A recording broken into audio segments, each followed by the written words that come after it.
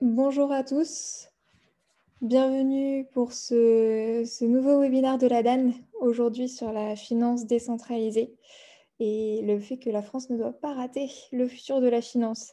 C'est ce qu'on va tenter de décrypter et d'expliquer aujourd'hui avec bien sûr Simon et Sébastien et moi pour la DAN, mais un certain nombre d'intervenants invités qui vont nous faire le plaisir d'apporter leur éclairage sur de nombreux sujets. Merci beaucoup de votre participation, de votre ponctualité également. On sait qu'on a un peu de concurrence le jeudi à 18h en général. On a quand même tenté et on voit qu'on a un petit succès, donc merci beaucoup d'être présent. Pour ceux pour qui ce serait le premier webinaire de la DAN aujourd'hui, une petite piqûre de rappel sur ce qu'est la DAN, l'Association pour le développement des actifs numériques. Nous avons été créés en janvier 2020, ça fait un petit peu plus d'un an, et nous sommes partis de 11 membres pour aujourd'hui rassembler plus de 70 entreprises de l'industrie des cryptoactifs et de la blockchain en France, des professionnels qui représentent beaucoup d'activités différentes. On vous a mis quelques exemples, des plateformes bien sûr, des conservateurs, des outils d'analyse, des cabinets de conseil et d'avocats plus récemment, etc. etc. Nous travaillons activement à beaucoup de missions différentes, des missions bien sûr au niveau de débats réglementaires, d'orientation, de pédagogie, etc. Et nous avons la chance d'être rejoints cette année par deux recrues additionnelles, ce qui ne sera pas de trop pour l'ensemble des sujets qui nous motivent cette année, et parmi lesquels la finance décentralisée. Effectivement, c'est un sujet qui est monté en 2020, qui prend encore plus d'ampleur en 2021 et sur lequel on axe aussi nos prises de parole dans le cadre des débats réglementaires, sujet qui a besoin d'être un peu décrypté. Et c'est ce que l'on va faire aujourd'hui avec un agenda plutôt ambitieux, mais beaucoup d'intervenants pour nous éclairer sur tous ces points. On commencera par un état des lieux du marché de ces applications par Stanislas Barthélémy de Blockchain Partner by KPMG. Un focus sur ce qu'est la finance décentralisée en France par Simon Pollereau. Concernant les avancées à l'étranger et les enjeux pour la souveraineté européenne, nous avons le plaisir d'accueillir Xavier Lavessière. Merci beaucoup. Sébastien Couture vous parlera des conditions nécessaires à l'émergence des champions européens. Simon reprendra la parole pour expliquer quelles sont nos recommandations en matière de finances décentralisées et les travaux que l'on mène, dont je vous ai un tout petit peu parlé. Fabrice Evrard nous fera le plaisir de décrypter de façon très utile quels sont les défis en matière de comptabilité quand on parle de finances décentralisées. Et enfin, après avoir conclu, nous vous laisserons la parole pour une session de questions-réponses d'une petite demi-heure, mais on espère pouvoir répondre à vos nombreuses questions et vous apporter toutes les clarifications nécessaires. Donc voilà, un programme ambitieux, donc je n'en dis pas plus et je cède la parole à Stanislas Barthélémy, merci beaucoup, qui va commencer par présenter qu'est-ce que la DeFi, ses marchés, ses applications. C'est Stanislas, je te laisse la parole, n'hésite pas à m'indiquer quand je dois passer les slides. D'accord, merci beaucoup Faustine, merci à Simon, merci à Faustine de m'inviter. Effectivement, je représente Blockchain Partner by KPMG depuis cette semaine. C'est la nouveauté de la semaine. Donc, j'ai l'honneur de faire cette petite introduction sur la finance décentralisée. J'espère que je vais être bon parce que c'est un sujet qui me tient à cœur, qui occupe beaucoup de mes journées. Et justement, avec KPMG, on aura un reach beaucoup plus simple chez les banques commerciales et d'autres acteurs financiers pour les motiver à prendre le sujet en main. Parfait. Alors, je vais commencer, avant de rentrer tout de suite dans le sujet finance décentralisée, une petite slide très rapidement de contexte. J'aime bien présenter les technologies blockchain et cryptoactifs, qui sont déjà des termes techniques, en faisant une analogie avec Internet. Aujourd'hui, avec ces technologies-là, on peut gérer la valeur de manière beaucoup plus intéressante, de manière nativement numérique. Donc, on présente la technologie sous 3 briques successives sur les 10 dernières années. La première étant la rareté numérique, qui apparaît avec Bitcoin, mais en réalité, c'est quelque chose qu'on peut étendre à d'autres cryptoactifs. Donc, c'est la rareté numérique. On crée un cryptoactif qu'on peut transférer. Donc, on peut transférer enfin de la valeur nativement sur Internet, ce qui n'est pas si simple que ça quand on fait du transfert financier avec des technos plus traditionnels. On utilise des cartes bleues. Il y a, si vous voulez, une sorte de nombreux acteurs intermédiaires qui interviennent. Une fois qu'on a créé la rareté nativement numérique, la deuxième chose qu'on peut en faire, c'est la rendre programmable. Donc, c'est la notion de programmabilité. On peut déployer des applicatifs dans lesquels on va faire circuler cette valeur. Et vous allez voir qu'en l'occurrence, ça peut être des applicatifs financiers. Et la troisième chose, c'est une notion de tokenisation, qui est une notion quand même assez intéressante et importante dans ce secteur. C'est qu'on peut représenter un actif tangible ou intangible dans le monde blockchain, sous forme d'un jeton ou d'un token. C'est les termes que vous pouvez souvent voir passer. Donc, on va enfin passer, si vous voulez, à notre sujet du jour. Une fois que ce petit rappel est fait, pour ceux qui connaissent, c'est un peu redondant, mais la finance décentralisée, qu'est-ce que c'est ? C'est une alternative au système bancaire. Alors, c'est un peu audacieux de présenter ça comme ça, mais c'est une finance qui repose sur une infrastructure qui est composée des blockchains et des crypto-monnaies, des crypto-actifs. Quelques caractéristiques avant de vous présenter plus concrètement quelques briques de cette finance décentralisée, quelques caractéristiques sur cette finance décentralisée qu'on appelle DeFi, si vous voulez. Comme on est dans des technologies un peu open source, où il y a une forme de transparence induite par cette technologie, vous avez une infrastructure qui est un peu nouvelle, c'est-à-dire que vous avez des projets qui peuvent se créer, qui peuvent émerger, et avoir une compétition directe entre elles ou une forme de symbiose.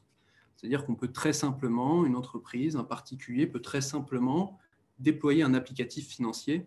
Donc ça consacre un peu cette notion de programmabilité que j'exposais. Donc beaucoup de la finance traditionnelle, par exemple des marchés monétaires, des briques de prêt d'emprunt, des plateformes d'échange, qui sont des choses qui existent déjà dans la finance traditionnelle, existent aussi dans cette finance décentralisée. J'en dirai un mot après. Néanmoins, le caractère nativement numérique de cette finance et les caractéristiques des blockchains et cryptoactifs permettent de créer aussi des caractéristiques un peu propres à cette technologie-là. Pas forcément, aujourd'hui, on ne pourra pas s'épancher dessus, mais en tout cas, il y a de bonnes ressources sur lesquelles on peut pointer qui permettent d'évoquer le sujet des flash loans ou de la réhypothécation du capital. L'idée, c'est qu'on rend le capital de plus en plus productif, de plus en plus efficient dans cet écosystème-là. Ce qui est autrement intéressant aussi, c'est la composabilité, c'est-à-dire qu'on peut créer un applicatif financier qui automatiquement va être lié à un autre applicatif financier, un peu comme des briques de Lego, et je vous l'illustrerai juste après. Donc toujours dans l'analogie de l'Internet, c'est toujours pas mal pour contextualiser, vous allez voir que je vais employer ce terme-là plusieurs fois, c'est une finance qui est assez aisément accessible. Nous sommes sur des protocoles publics, la DeFi c'est principalement Ethereum, pour ne pas dire quasi exclusivement, ce qui fait qu'aujourd'hui n'importe qui peut interagir avec ces blockchains et donc potentiellement ces applicatifs.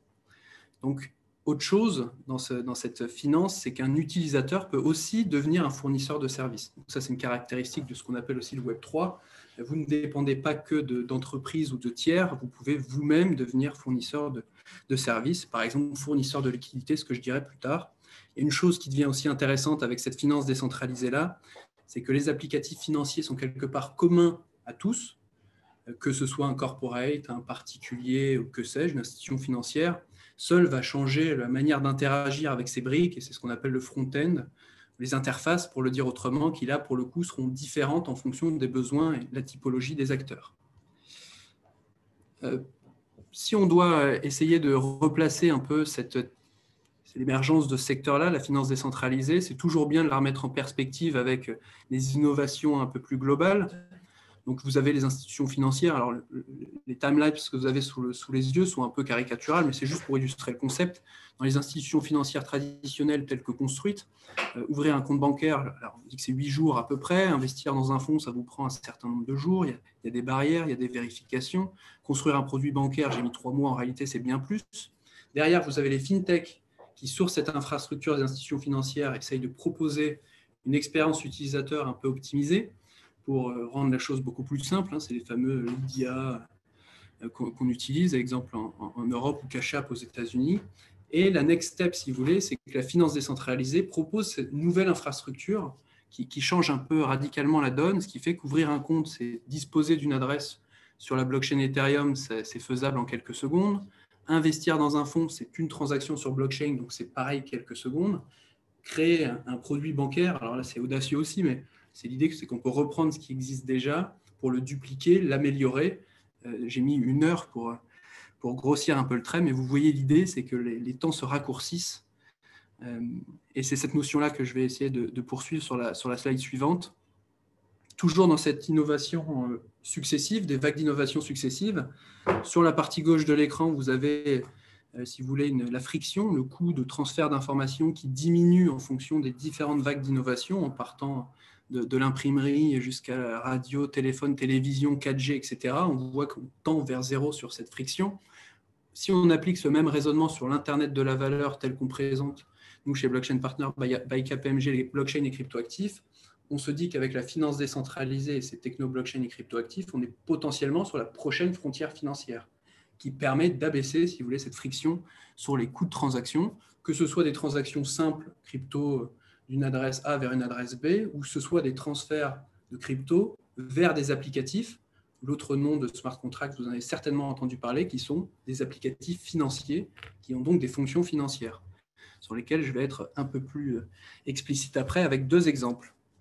Sur la prochaine slide, on quitte un peu le sujet technique d'infrastructure. Donc là, on ne va pas parler de blockchain aujourd'hui, notre sujet, c'est la défi. Et finalement, c'est les briques financières. On va parler des applicatifs.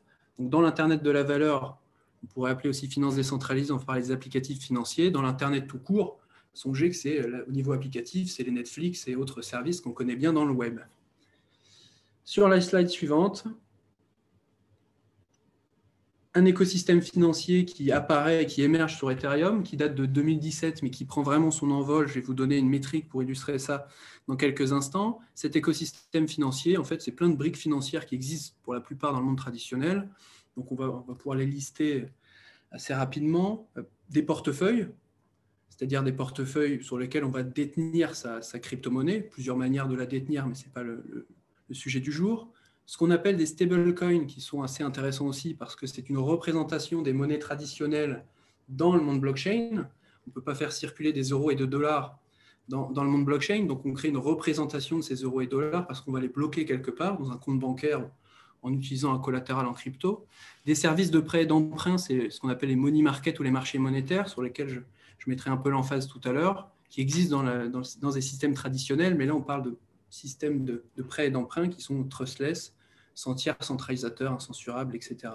Des marchés de dérivés, très intéressant de pointer ça, puisque cette finance décentralisée, elle est ouverte, si vous voulez, sur le reste des actifs financiers qui existent par ailleurs dans le monde traditionnel, c'est-à-dire qu'on peut créer des jetons, ce que je vous disais tout à l'heure avec la tokenisation, qui vont refléter la valeur d'actifs financiers qui existent dans le monde réel.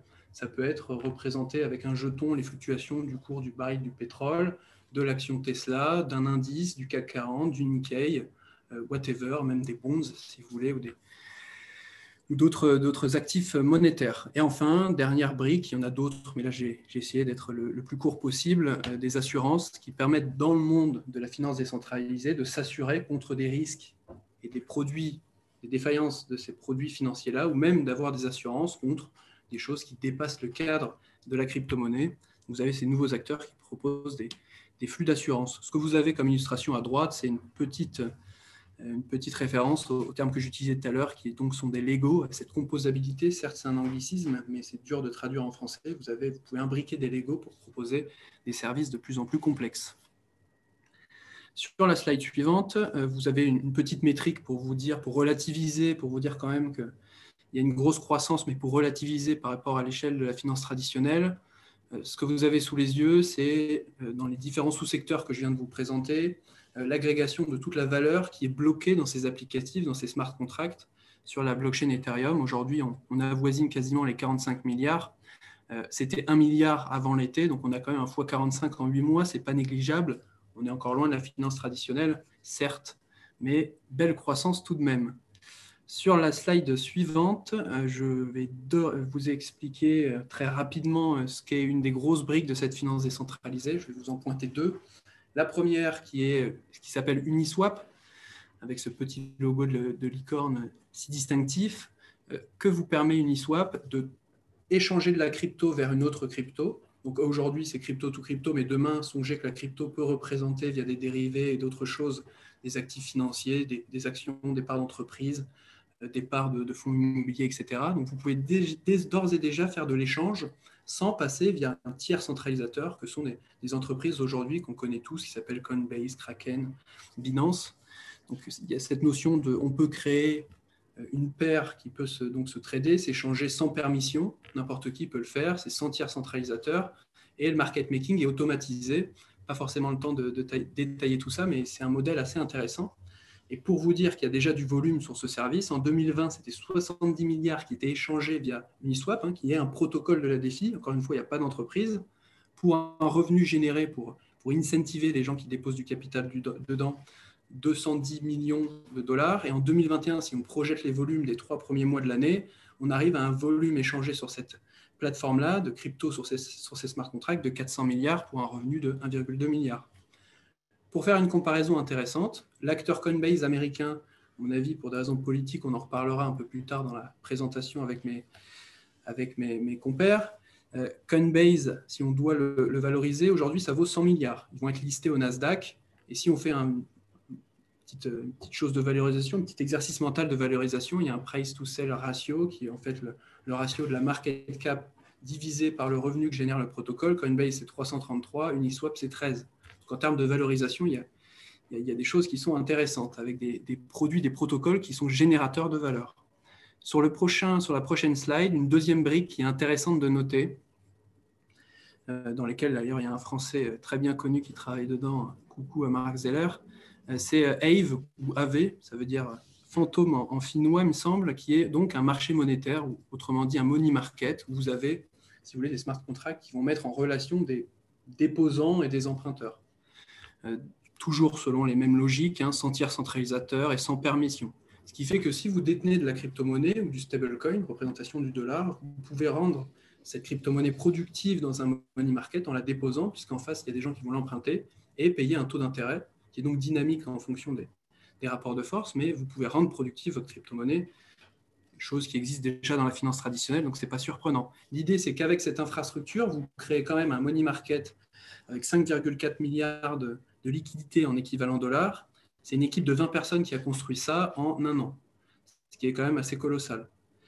Et autre chose à pointer, c'est qu'eux-mêmes sont allés, cette boîte qui opère ces applicatifs-là, qui les a déployés du moins, qui les maintiennent et les améliorent, ont réussi à obtenir une licence EMI en Angleterre, au UK, pour opérer avec des monnaies traditionnelles. Donc là, on est sur des acteurs qui deviennent des crypto-banques et qui coupent, si vous voulez, le métier quelque part de nos banques commerciales favorites. Une dernière petite slide pour conclure.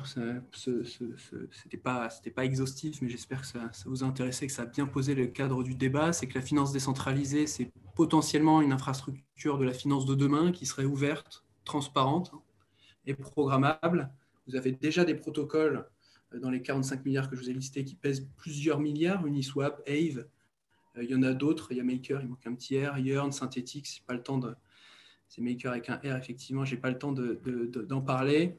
Il y a une vraie nécessité pour les acteurs politiques, les acteurs corporate, fintech, banques commerciales, même tout le monde, puisque tout le monde touche à la valeur, à s'acculturer sur le sujet pour anticiper ce changement-là. Et je laisse aux autres le discours plus politique. En tout cas, j'espère que la France va toucher à ce sujet qui occupe et hante mes nuits, mais que j'adore. Merci à tous.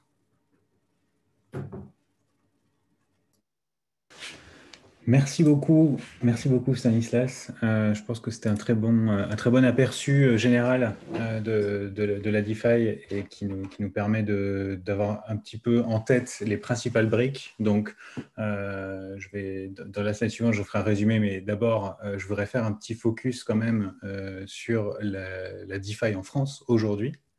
Voilà, à titre introductif, bien sûr, on pourra en parler dans les questions, mais ce qui est important de mettre en avant, je pense qu'il y a quand même plusieurs projets ambitieux qui sont portés par des Français. Et alors, c'est une précision importante parce que Malheureusement, dans toutes ces sociétés, il n'y en a pas beaucoup qui sont constituées en France, à supposer même qu'il y a une société, parce que parfois, il n'y en a pas. Mais on a Paraswap qui est donc membre de la DAN, qui est une plateforme d'agrégation de liquidités sur des plateformes d'échange décentralisées. Et puis, il y a un grand nombre d'autres projets qui sont développés par des Français. Alors, souvent, parfois depuis la France, mais souvent depuis l'étranger. Et la structure juridique est souvent plutôt en Suisse, en Angleterre. On viendra bien sûr sur les causes de ces formes d'expatriation plus tard, mais en tout cas, on a toujours une force de frappe française dans les projets qui est assez importante. Donc voilà, des projets comme StakeDAO, Comet, Slash Finance, Kleros, AP Wine, Aleph, Service Networks, Rect, Blackpool, Curve, etc. Ce sont des projets qui sont partiellement ou entièrement dirigés par des personnes françaises. Et en plus de ça, il y a de très nombreux employés français dans les sociétés DeFi principales, donc les plus connues comme Aave, Maker, SushiSwap. Vous avez un grand nombre d'ingénieurs, de développeurs, même de responsables de communication qui peuvent être français. Donc, il y a un attrait pour les Français dans la finance décentralisée, ça c'est sûr, quelque chose qu'on constate au jour le jour. Et puis en France, il y a une communauté aussi importante qui s'est développée de particuliers autour de la DeFi, donc DeFi francophone, qui est une communauté qui a organisé une dizaine de meet-up. Il y a plus de 2500 membres sur le Telegram. Il y a des newsletters anglophones qui sont traduites, accès DeFi, notamment Bankless. Donc, il y a vraiment une communauté très active qui est présente en France et qui est très intéressée par le sujet. Et puis, les acteurs crypto français s'intéressent fortement à la finance décentralisée. Donc, certains actifs DeFi sont accessibles par l'intermédiaire des PSAN français ou opérant en France, le DAI ou le Waifu, des choses comme ça. Et puis, c'est important de le dire aussi, iExec est en train de lancer un projet d'Oracle décentralisé et cherche d'ailleurs des partenaires DeFi. Donc, s'il y a des gens intéressés, n'hésitez pas à les contacter. Donc voilà, il y a des projets DeFi en France, mais on verra que ce n'est pas toujours évident, en tout cas, d'envisager une implantation en France. Donc, on y reviendra plus tard. Peut-être une petite synthèse avant de passer aux aspects plus marché, comparatifs et puis plus politiques autour de la DeFi. Donc, on l'a dit, la DeFi, c'est un système financier basé sur des blockchains publiques et des cryptoactifs qui émergent donc en marge du système traditionnel. On l'appelle également finance ouverte, parce que l'objectif de la DeFi, c'est d'être universellement accessible pour les utilisateurs, quels qu'ils soient. Donc, on parle de sans permission, de protocole sans permission, et pour les développeurs porteurs de projets. Parce que la plupart des briques et des applications DeFi sont en open source et peuvent être connectées entre elles, interagir pour créer des cas d'usage plus complexes. Donc, les principales caractéristiques de la DeFi sont de l'interopérabilité entre les différents projets, évidemment la programmabilité qui permet cette finance, la transparence, puisqu'on peut toujours regarder ce qui se passe sur les transactions, et bien sûr la désintermédiation, puisque les transactions sont exécutées directement sur la blockchain. Alors, pourquoi la DeFi est-elle aujourd'hui sous les projecteurs? Eh bien, il y a évidemment une hausse significative de la demande, donc ça, Stanislas l'a bien mis en valeur. Il y a une importance quand même assez politique de la DeFi, puisqu'on voit que ces nouveaux systèmes de création de valeur et de transfert de valeur pourraient soutenir en fait l'économie européenne dans son ensemble, la compétitivité de l'euro notamment, on va y venir, et qu'il y a un véritable choix à faire aujourd'hui au niveau européen, en termes d'arbitrage réglementaire. Donc, la France et l'Europe peuvent choisir aujourd'hui entre accompagner évidemment l'innovation DeFi ou bloquer son développement et potentiellement celui du marché européen des cryptoactifs, puisqu'on va avoir une concurrence internationale qui est plutôt ambitieuse. Et pour développer un petit peu tous ces aspects, je vais passer tout de suite la parole à Xavier Lavessière. Je coupe mon micro. Merci. À toi la parole, Xavier. Oui, bonjour à tous, on m'entend bien. Du coup, je te laisse faire les slides, si je comprends. Donc, juste déjà pour introduire un peu le sujet quand même, Juste m'introduire rapidement, je m'appelle Xavier Lavessière, je fais essentiellement de l'enseignement autour de ces sujets-là à Paris 1 et dans une société qui s'appelle l'ECAN. Juste quand on parle de finances décentralisées, rien que l'expression, on a un peu tout et rien dit. Parce que d'abord, de quelle finance on parle? Je pense que c'est important quand même de clarifier pour tout le monde. On parle pour l'instant d'une finance qui est très orientée marché. Donc, c'est beaucoup fluidifier les échanges, faciliter les mouvements entre différents actifs, etc. On ne parle pas tout à fait de la finance qui finance l'économie réelle, donc par exemple des prêts à des entreprises, etc.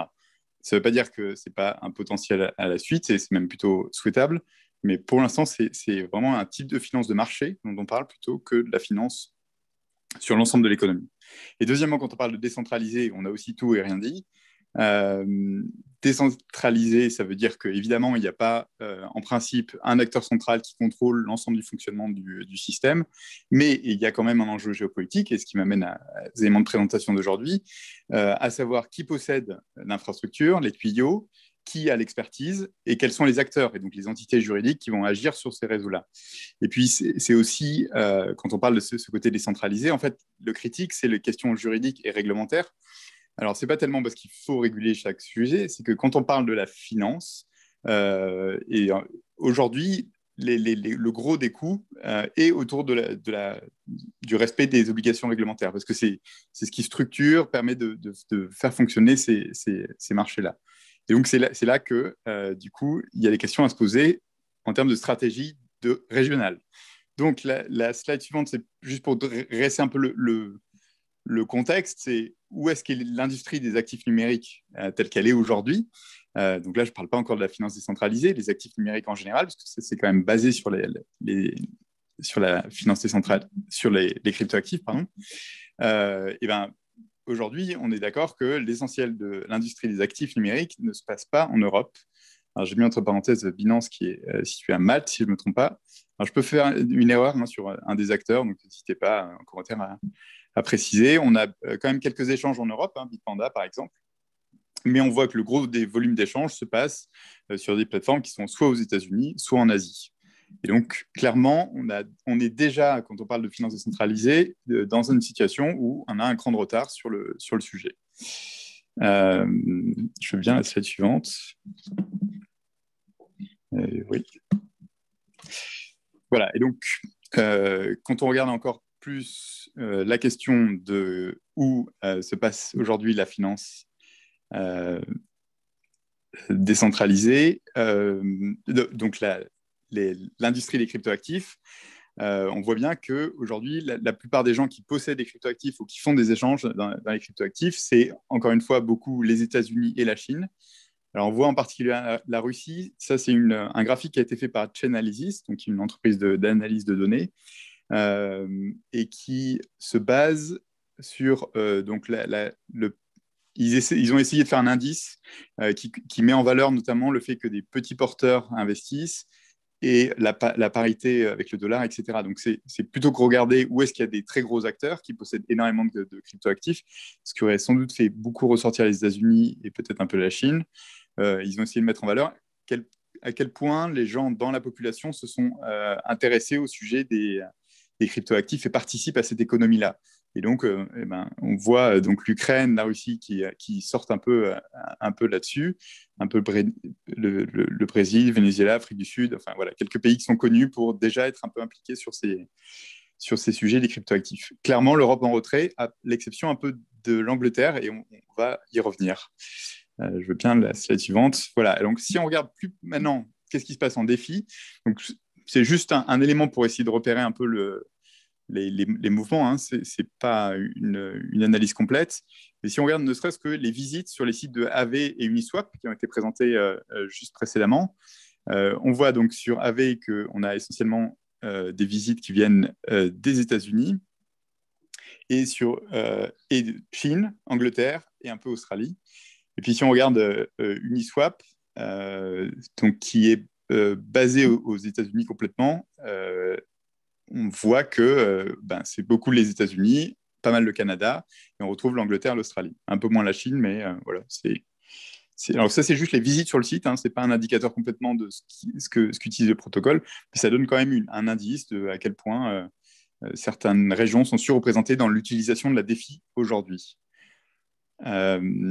Donc, un point qui a été évoqué par Simon précédemment, c'est que beaucoup de ces acteurs DeFi essaient d'être décentralisés au plus possible et donc essayent de faire ce qu'on appelle les DAO, Decentralized Autonomous Organization, des organisations décentralisées pour s'affranchir un peu, d'être dans un territoire et pour aussi parfois s'affranchir un peu de certaines réglementations. Alors, il y a plein de questions que ça pose quand on parle de ces DAO. C'est un sujet entier, on pourrait y passer 2 heures. Juste quelques points un peu qui sont clés, c'est quand on parle d'une DAO, quelle est la responsabilité légale des fondateurs? Parce que généralement, en fait, en droit, soit on est responsable individuellement en tant que personne, soit il y a une personne morale qui nous protège en quelque sorte. Si vous créez une société, vous êtes protégé par cette personne morale. Donc, quand on travaille avec une DAO, on est un peu dans cet enjeu intermédiaire.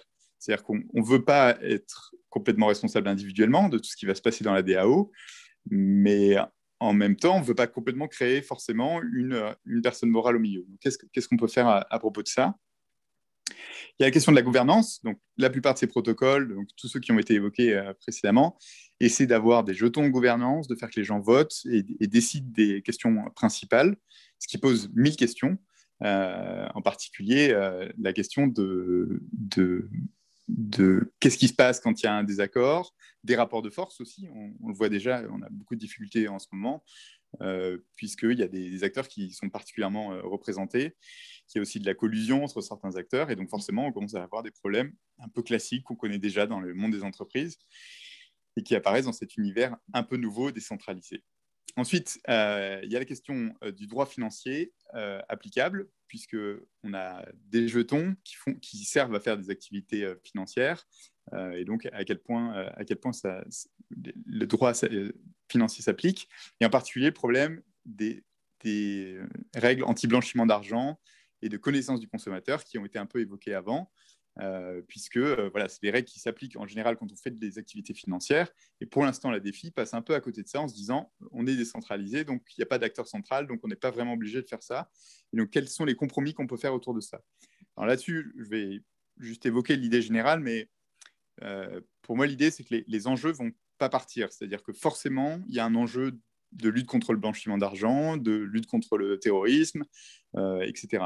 Par contre, à l'inverse, et on en parlera peut-être dans les recommandations, aujourd'hui, il y a une approche des régulateurs d'appliquer les règles de la finance traditionnelle et d'essayer de dire où est-ce qu'il y a un acteur qui va pouvoir appliquer toutes nos règles telles qu'elles sont. Et donc, la question, c'est en fait comment on s'adapte. Est-ce qu'on est obligé de réappliquer toutes ces règles pour garantir les objectifs qu'on a avec ces réglementations actuelles? Voilà, c'est le sujet qui est encore sur la table. Les questions de fiscalité, hein, évidemment, puisque voilà, on traite de nouveaux types d'actifs, on fait des conversions entre différents types d'actifs dans ces nouveaux types, et c'est pas évident. Et puis la question des partenariats, donc sur les DAO, c'est un peu nouveau, mais on a de plus en plus des fusions, des choses comme ça. Et donc, en fait, c'est pas évident d'imaginer comment se fait le lien entre des acteurs décentralisés et comment on avance organiquement. Je veux bien la slide suivante.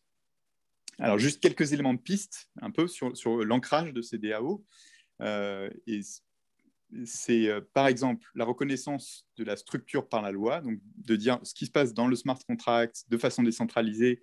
La loi va dire, eh ben, voilà ce que je considère que c'est une société de fait et du coup je protège un peu les fondateurs et j'applique certaines règles, etc. C'est ce qu'a proposé le Wyoming. Alors c'est critiqué leur approche, mais voilà en tout cas une des approches. L'autre, et qui est plus courante peut-être dans le monde anglo-saxon, c'est l'approche contractuelle, de dire en fait, on va créer une société, donc par exemple dans le Delaware, qui est un des États où c'est très flexible, comment on peut créer une société, et on va dans les statuts de la société décider comment vont être gérées les parts, les participations de différents acteurs, etc. Et puis la troisième option, c'est plutôt les accords avec les autorités locales. Donc ça, c'est ce qu'on voit un peu plus, par exemple en Suisse ou dans des petits pays. En général, le fait qu'on peut aller voir les autorités locales et essayer de trouver un compromis, avoir un accord avec les autorités fiscales sur comment vont être traitées les choses. Voilà, ce qui est plus difficile à obtenir, même dans un État comme la France, qui est petit à l'échelle mondiale, mais plus plus lourd que ces États plus petits ou plus décentralisés en tout cas. Je vais bien à cette suivante. Voilà, donc où est-ce que l'industrie défie aujourd'hui quand on regarde un peu ces éléments-là? Alors, ce n'est pas évident. D'ailleurs, il peut y avoir une erreur, n'hésitez pas à la pointer, mais on voit quand même que la plupart des acteurs aujourd'hui de la finance décentralisée tournent autour des États-Unis. Alors, comme ça a été évoqué précédemment, surtout les statuts juridiques sont plus souvent établis aux États-Unis, alors qu'on a des acteurs qui sont européens. Et quand je dis européens, c'est de l'Union européenne au départ. Et donc voilà. Donc il y a clairement une déperdition aujourd'hui, un échec de l'Union européenne à arriver à cristalliser les entités juridiques. Mais comme je l'ai évoqué en introduction, hein, quand on parle de finances décentralisées, l'emplacement de l'entité juridique n'est pas la seule clé, ce n'est pas la seule question. Voilà, donc on peut passer à la slide suivante. Un autre élément de cet échec à saisir la finance décentralisée, c'est quel est l'actif de référence des stablecoins. Donc les stablecoins, c'est un jeton qui représente une valeur stable et c'est essentiel pour permettre de faire des échanges, puisque en général, on va échanger avec un certain type d'actifs, puis revenir à une valeur stable à un moment donné pour pouvoir refaire des échanges. Et donc aujourd'hui, 99,5%, c'est un rapport de The Block, 99% des stablecoins sont en dollars et pas en euros. Et donc là c'est vraiment un échec. Alors là-dessus, je vais juste évoquer la piste, mais c'est un peu la question. Est-ce qu'en Europe, on est en train de réfléchir à des CBDC, à des projets comme ça? La question qui se pose, c'est comment, en fait, on arrive à faciliter qu'il y ait des éléments de référence et donc, en fait, des acteurs privés qui participent à ce marché et que les acteurs aussi de trading voient de l'intérêt à utiliser l'euro versus le dollar. Je veux bien à cette suivante. Donc, il y a beaucoup d'éléments qui permettraient de montrer un peu qu'est-ce qui fait cette maturité qu'on voit aux États-Unis, qu'on ne voit pas encore en Europe. Alors, un élément d'explication, c'est peut-être les questions réglementaires. Il ne faut pas avoir une approche simpliste, hein, par contre. On ne peut pas dire que les États-Unis sont particulièrement plus permissifs. On ne peut pas dire qu'ils soient plus... voilà, il n'y a pas d'élément absolu entre les deux, mais il y a plein de petites choses qui font que ça fonctionne un peu mieux et qu'aujourd'hui, en tout cas c'est un fait, l'écosystème se développe là-bas. Des éléments, c'est peut-être l'ancienneté avec laquelle les différents acteurs se sont intéressés au sujet. Je les ai mis à peu près dans l'ordre dans lequel on a vu les premières publications par ces organisations. Annoncer des cadres réglementaires généraux pour permettre aux gens de commencer à se positionner, tracer des lignes et en fait même tracer les lignes négatives. Donc, vous avez tous entendu parler de la Securities Exchange Commission qui a attaqué beaucoup de projets qui vendaient des jetons sans respecter la réglementation, mais en donnant des règles précises sur certaines choses, en creux, ça aussi autorise des choses à côté. Ce qui, en Europe, est plus difficile, puisque comme il y a moins de cadres, et aussi on est dans un droit civil, donc les règles vont venir s'ajouter au fur et à mesure. Du coup, c'est moins clair pour les acteurs qu'est-ce qui, pour l'instant, est complètement autorisé et qu'est-ce qui sera sujet à régulation. Un dernier point, quand même, sur l'Office du Controller of the Currency, et il n'y a pas de faute de frappe. C'est un des acteurs peut-être qui a été les plus importants ces derniers mois à changer le ton réglementaire là-bas. En particulier, ils ont annoncé dès l'été et puis plusieurs lettres interprétatives qui autorisent les banques à utiliser des stablecoins, à participer directement avec des cryptoactifs. Alors, ce n'est pas tout à fait un hasard, hein, celui qui était responsable est un ancien de Coinbase, mais voilà, en tout cas, il y a eu un vrai changement de ton dans la vision par les acteurs institutionnels grâce à ça. Pour compléter un peu cette idée de maturité de l'écosystème, on peut voir aussi les acteurs. Alors, je ne vais pas avoir le temps de les passer en revue, on pourra en discuter après, mais en haut, c'est plutôt les acteurs purement crypto qui existaient déjà. Et donc, pour dire qu'il y a déjà des gros acteurs matures, vous avez tous entendu parler de la valorisation aujourd'hui de Coinbase, de Kraken en plusieurs dizaines de milliards de dollars. Donc, il y a des acteurs matures qui existent. Et puis, les acteurs plutôt du paiement ou de la finance qui, eux aussi, font le chemin petit à petit de venir proposer donc, ce que j'appelle les actifs numériques virtuels, c'est-à-dire j'achète du Bitcoin, mais en fait, je ne le contrôle pas vraiment. Il n'y a aucune transaction Bitcoin. J'achète juste un indice finalement sur le Bitcoin à je peux manipuler mes bitcoins. Et donc maintenant, il y a même des banques qui permettent de le faire de plus en plus. Et donc, plus on va vers ça, plus ça ouvre les portes vers la DeFi. Donc, je n'ai pas mis les acteurs DeFi spécifiquement là-dessus, mais qui sont des nains par rapport à tous les acteurs qu'on voit ici, mais voilà, comme tous les acteurs sont en train de migrer vers la droite, plus il y a des gros acteurs qui sont déjà sur ce chemin-là, plus évidemment il y aura des acteurs capables d'interagir avec ce qui se passe en défi. Oui, je veux bien la slide suivante. Voilà, alors en Europe, pour comparer la situation réglementaire, encore une fois, il ne faut pas le voir de façon caricaturale, mais c'est complexe. Un élément, c'est que c'est fragmenté aujourd'hui la réglementation financière européenne. Alors, elle n'est pas complètement harmonisée aux États-Unis non plus, mais c'est un des secteurs qui n'a pas été vraiment harmonisé dans l'idée du marché unique. Et pourtant, il y a des efforts dessus depuis plusieurs dizaines d'années. Et on pâtit un peu de ça. Donc, par exemple, quand on fait les security tokens, aujourd'hui, on fait un security token d'un pays. Ça n'existe pas des security tokens européens parce qu'il y a énormément de règles sur les titres financiers qui sont différentes d'un État à l'autre. Donc, c'est ça qu'il s'agit d'harmoniser. Donc, autant d'autorités réglementaires, etc. Voilà. Donc, je ne vais pas m'appesantir là-dessus, mais il faut comprendre que... Voilà. C'est peut-être pour résumer un peu cette partie, je vais conclure là-dessus. Ce qu'il faut voir, c'est que c'est une question quand même beaucoup de culture entrepreneuriale et institutionnelle. Voilà. Il n'y a rien qui fait qu'aucun État est complètement avantagé ou désavantagé dans ce nouvel écosystème, mais les cultures existantes pèsent. Et en fait, on voit déjà comment ça se passe dans la DeFi, qui est un peu la continuité de ce qui s'est passé dans l'industrie des actifs numériques. Donc à gauche, les États-Unis, avec aussi beaucoup d'investissements privés qui permettent de financer des startups à une certaine échelle. Peut-être une attitude entrepreneuriale aussi différente qu'on a en Europe. Les deux images que j'ai mises, c'est l'Angleterre et la Suisse. Il faut bien penser qu'ils ne font pas partie de l'Union européenne, les deux, et que pour l'instant, ils ont réussi à récupérer, par exemple, plus de levées de fonds. L'Angleterre toute seule a levé plus de fonds sur ce genre de sujet que le reste de l'Union européenne combinée. Donc, en fait, c'est des acteurs qui ont été capables de s'adapter, d'offrir un cadre plus rassurant aux startups et d'attirer finalement beaucoup plus de fonds, de projets là-dessus, et donc de prendre un cran d'avance. Et puis dans les deux derniers, il faut distinguer peut-être la Chine, donc qui a des très gros acteurs comme par exemple Alibaba, tous ces acteurs du paiement qui ont investi dans ce sujet en général, mais le reste de l'Asie aussi, donc par exemple des régions comme Singapour qui ont saisi que c'était une bonne opportunité pour eux de renforcer leur place financière et donc qui ont été capables très tôt de proposer un cadre, d'annoncer une situation pour les différents acteurs, etc. Voilà, donc c'était un petit panorama un peu rapide, mais voilà, pour vous montrer un peu prendre un peu de recul sur tout ça.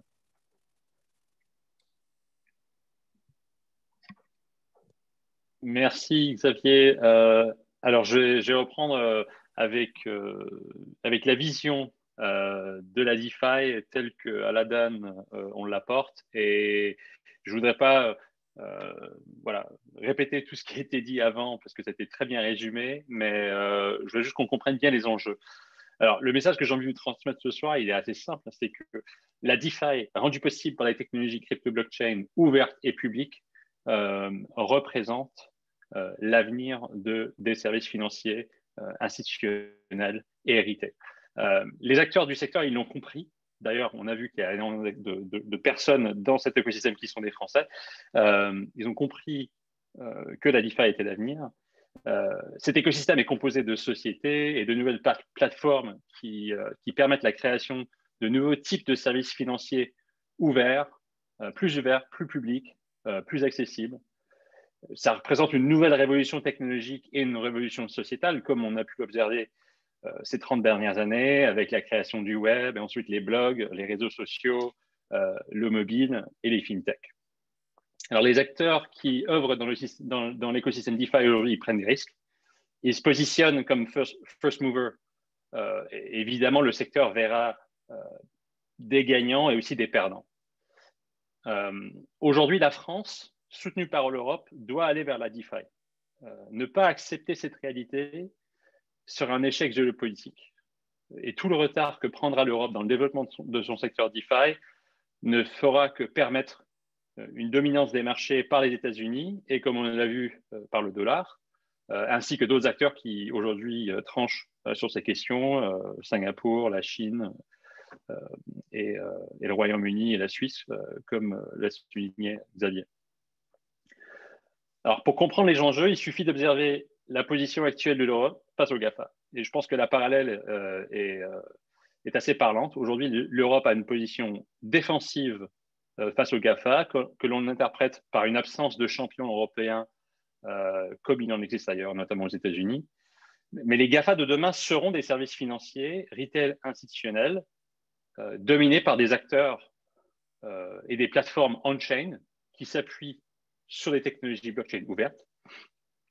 Et comme on l'observe chez les GAFA, ils vont agréger des millions d'utilisateurs, en plus des centaines de millions de transactions par jour et des centaines de trillions de dollars en volume par année.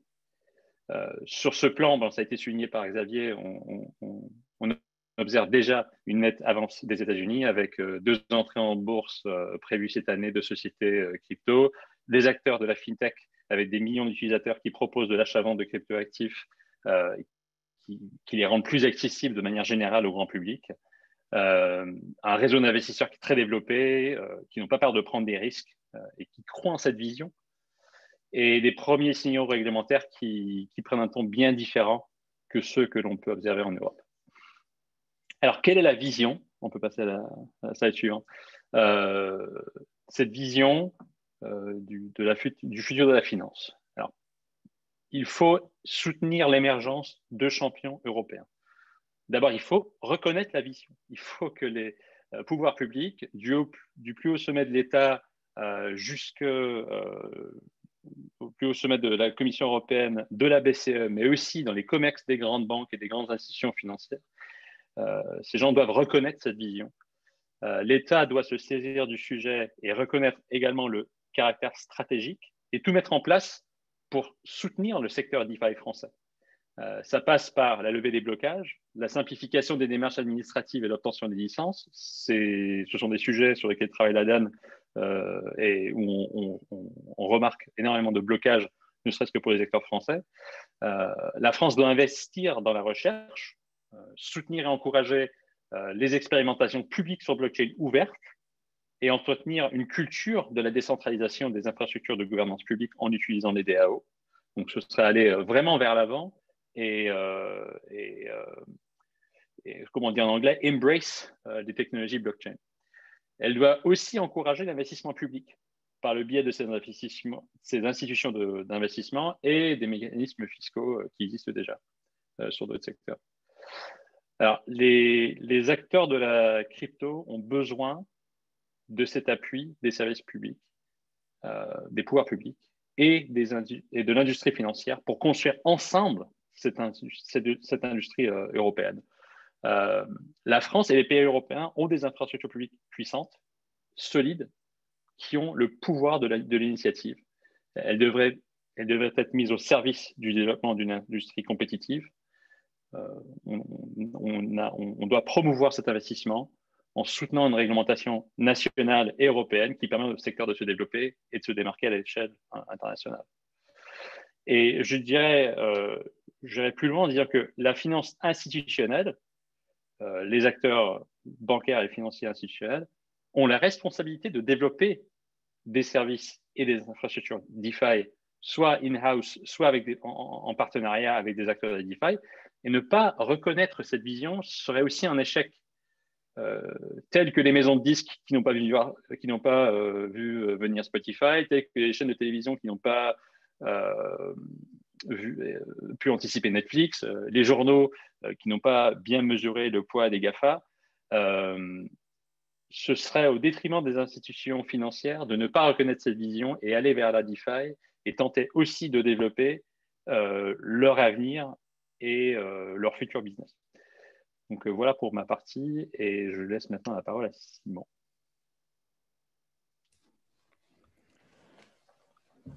Merci beaucoup Sébastien. Et je pense que c'est cette vision ambitieuse qui s'appuie en fait sur les atouts de l'Europe par rapport aux autres zones géographiques, c'est-à-dire un secteur public extrêmement fort et qui peut avoir un pouvoir d'initiative qui est complètement incomparable avec ce qui peut exister à l'étranger. C'est une des pistes favorisées, évidemment, pour effectivement rattraper une forme du retard qui a déjà été pris dans l'industrie européenne sur tous ces aspects donc, de cryptoactifs au sens large, mais bien sûr, plus spécifiquement sur la finance décentralisée. Merci beaucoup. Et donc, on va terminer avec une série de recommandations assez concrètes et pratiques. L'idée, c'est d'identifier d'abord, évidemment, les obstacles au développement d'une industrie DeFi française. On a déjà un peu évoqué tous ces points, donc c'est plutôt sous forme de conclusions et recommandations. Les incertitudes comptables, fiscales et réglementaires sont évidemment très importantes.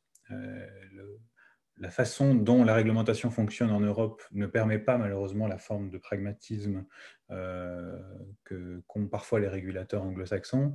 Donc il faut en fait, il y a vraiment une nécessité d'avoir plus de clarté réglementaire en Europe. On va le voir notamment avec Fabrice Evrard sur la partie comptable, mais c'est assez large, évidemment. Il y a évidemment pour l'instant une industrie crypto peu développée, ça on l'a déjà dit. Il y a une méfiance, et ça il faut quand même le rappeler, encore persistante du secteur financier et de l'industrie hors finance européenne sur les cryptoactifs, qui contraste de plus en plus avec l'approche très positive de l'industrie américaine et asiatique sur ces actifs. Et puis, il y a un manque d'investisseurs privés ou publics. Donc, évidemment, ça, ce sont les obstacles. La vision d'un engagement du pouvoir public et des investisseurs et du monde financier traditionnel dans le secteur des cryptoactifs, c'est une forme de réponse à ces obstacles pour l'Europe. Mais évidemment, ce n'est pas la seule. Sur la slide suivante, je pense que voilà, on va passer peut-être un petit focus sur un certain nombre de difficultés avec d'abord Fabrice Evrard qui va nous parler de la problématique de la comptabilité de la DeFi pour les entreprises européennes qui soit développent un produit, soit veulent utiliser en fait cette DeFi dans le cadre de leurs activités. Je ferai un petit point fiscal ensuite et puis on fera une forme de conclusion sur un certain nombre de recommandations court terme et long terme. Voilà, je passe tout de suite la parole à Fabrice. Merci Simon. Si tu peux me passer la slide juste après. Alors, par rapport à mes comparses, du coup, à tout ce qui vous a été dit auparavant, alors moi j'ai la tâche la plus complexe, mais la slide la plus simple. En fait, on a très peu de textes comptables qui traitent des cryptoactifs. Alors, je suis le premier, vous en doutez, à le déplorer. On a eu longtemps vraiment un désert du coup sur les méthodes de comptabilisation.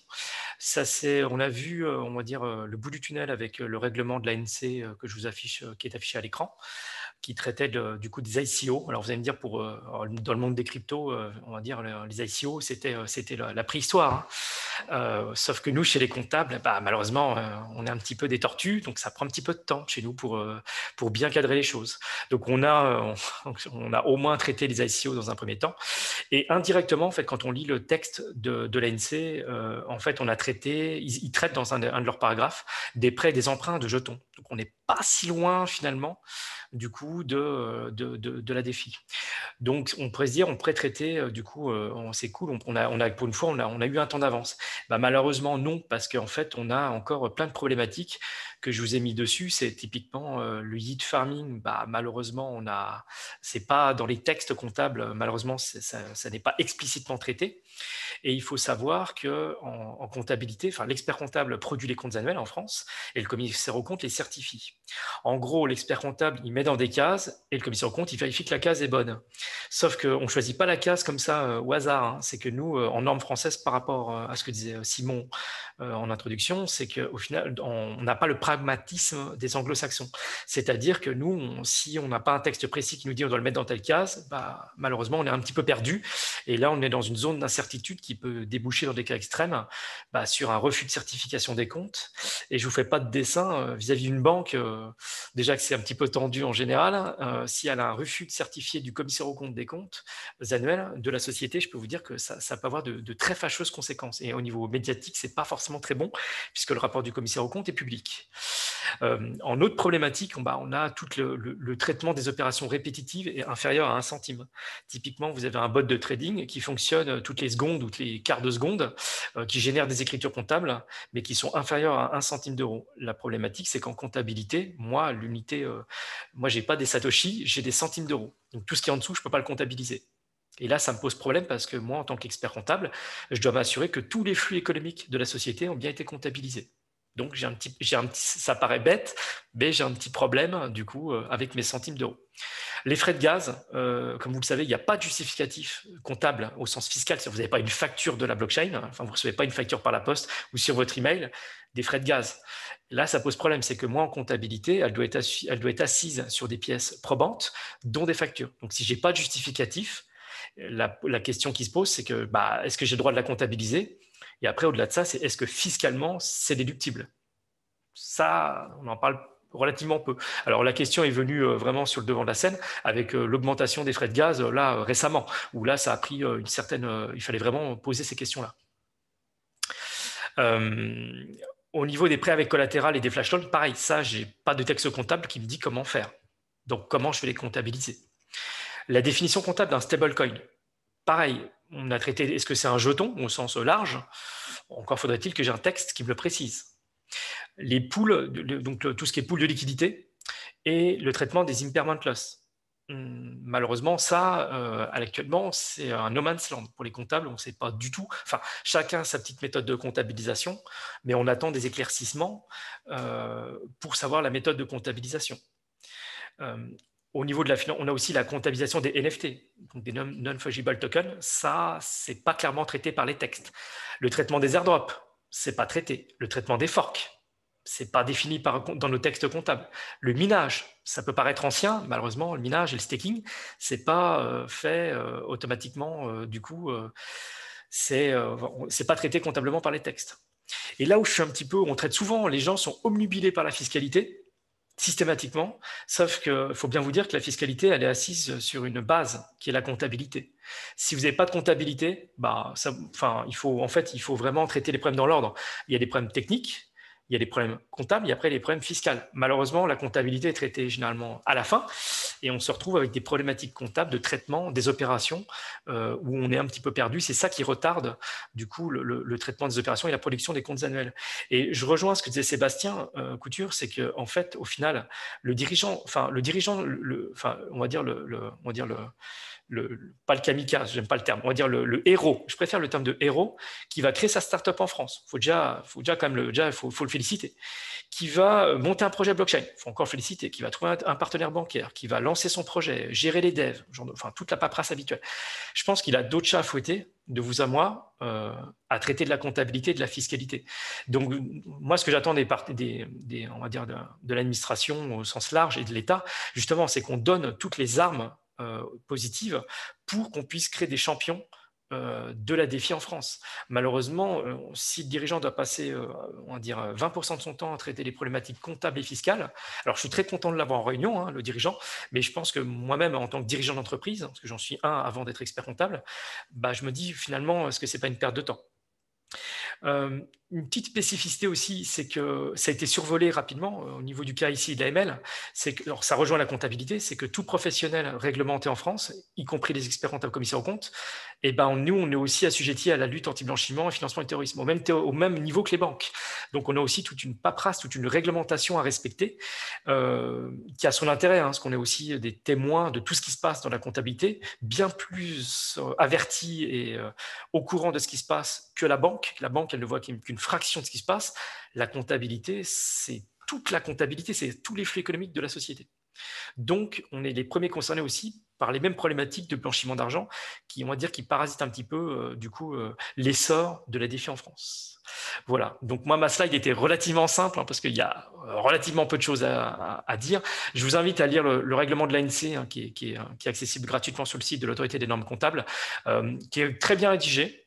Il faut rendre à César ce qui appartient à César, très bien rédigé, on comprend globalement du coup la portée des textes. Malheureusement, ils ne peuvent pas avoir traité, moi j'ai le rôle facile, je viens critiquer, mais ils ont quand même posé une première pierre. Maintenant, il faudrait qu'il y ait d'autres pierres pour construire on va dire un temple à l'honneur de la DeFi. Voilà un petit peu. Merci beaucoup Fabrice, c'était très clair je pense. Je vais reprendre la main de façon un peu rapide sur la fiscalité parce que ce sont des éléments qui m'ont été transmis par Maître Dominique Laurent qui n'est pas là aujourd'hui, mais c'est juste simplement sur les défis du coup sur le plan fiscal. Alors c'est vrai que sur le plan des entreprises, en l'absence de dispositifs fiscal particuliers, c'est évidemment les conclusions de Fabrice qui sont d'actualité ici. Aucun dispositif de neutralisation fiscale n'est prévu par les textes fiscaux. Donc, les conséquences en matière fiscale de l'analyse comptable sont a priori applicables sans limitation.